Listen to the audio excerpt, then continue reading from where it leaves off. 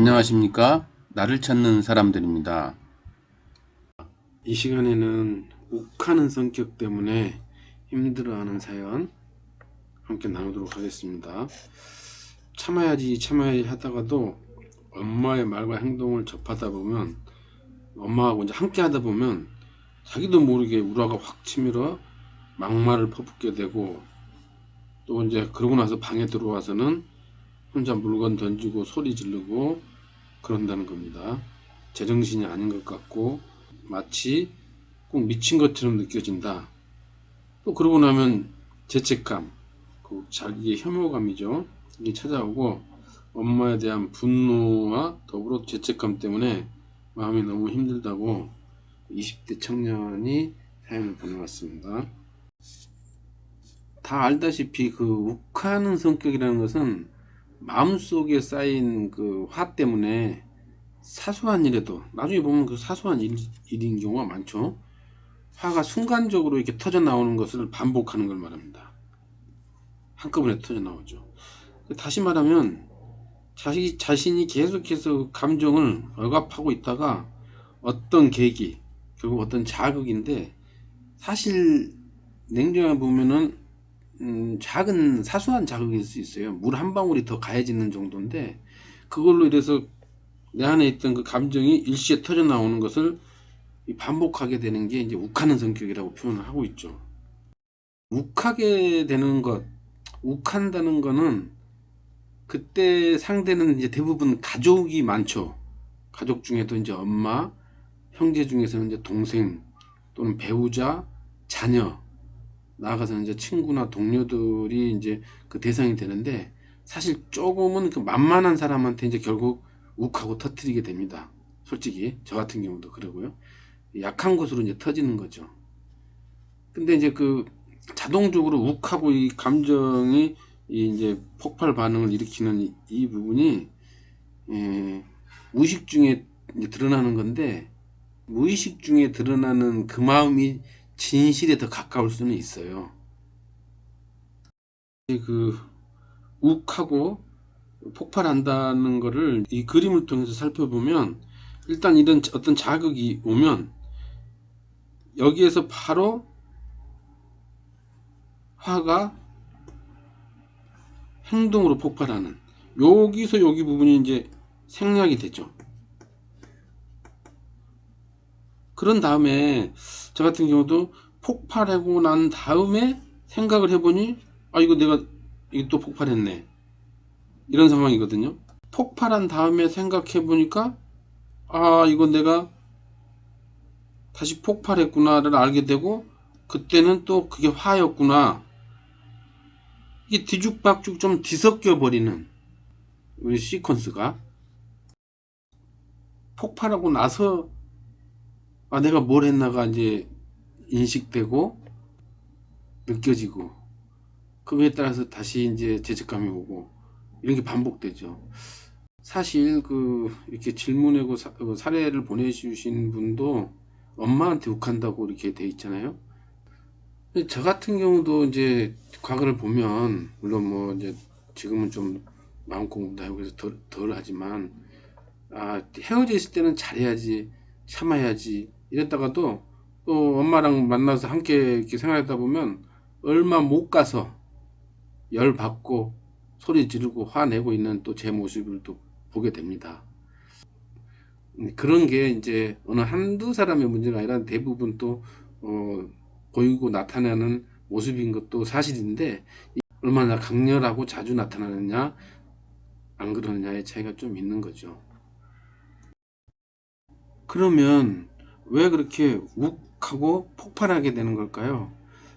안 그러겠다고 다짐하고 그럼에도 불구하고 욱하고 폭발하는 거는 사실 내 안에 뭔가를 감추고 있는 거, 억압하고 있는 게 있다는 거죠. 누구나 있죠, 물론. 근데 그 억압에 그 쌓여 있는 정도가, 그런 강도가 다르다는 거죠. 그리고 그럼 뭘 감췄길래 우리는 뭘 감추느냐 이거죠. 그거는 남이 알면 곤란한 것들이죠. 내 안에 상처, 약점, 비밀 등이, 이런 게 이제 억압되고 자꾸 쌓이는 거죠. 근데 또 말을 못해요. 말했다간 더 쪼잔하게 그런 걸 가지고 뭐 한다든가 뭐 버릇이 없다든가 막 이렇게 또 비난받을까봐 또 상처를 입을까봐 그냥 묻어버리는 거죠. 이게 할 말을 이제 억누르게 돼버리면 이게 이제 상처로 돼버리는 거예요. 또는 A라고 해야 될 말을 그러니까 괜찮지 않은데 괜찮아로 표현하게 되는 상황, 이런 상황도 많이 있잖아요, 살다 보면. 그래서 할 말이나 표현해야 될 감정이 있음에도 이제 그게 아닌 척, 없는 척 하면서 이렇게 살아가는, 괜찮지 않은데 괜찮은 척 하면서 이 생활해가는, 이게 이제 사실은 내가 나를 나로 인정하거나 나로 표현하고 있는 게 아니죠. 다시 말하면 이러한 부분들이 내 안에서는 상처로 지금 쌓여 있는 겁니다. 내가 나를 무시하고 사실은 거부하고 있는 거라고 객관화해서 볼 수 있어야 됩니다. 한마디로 감정이 상하고 할 말이 많지만 억압해서 그게 내 마음 깊이 남아있게 됐단 말이에요. 내가 뭘 억압했는지는 나중에 알지 못하게 돼요. 무의식 속에 억압해버리니까.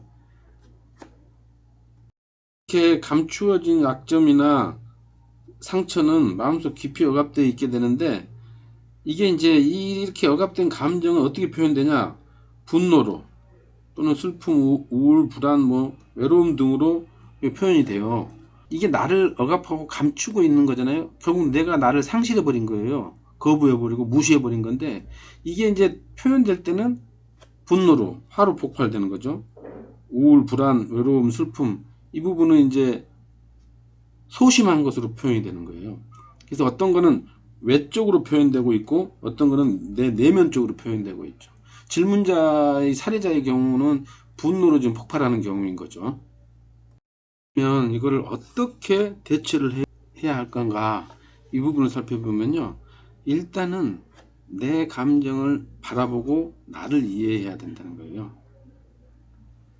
지금 나한테 이 감정이 폭발해서 행동으로 지금 바로 반응을 하고 있잖아요. 이 부분을 내 밖에 나와서 이 흐름을 보는 겁니다. 이 자극이 왔을 때 여기 인식 부분은 삭제되고 바로 감정으로 해서 이 감정이 지금 폭발된 거잖아요.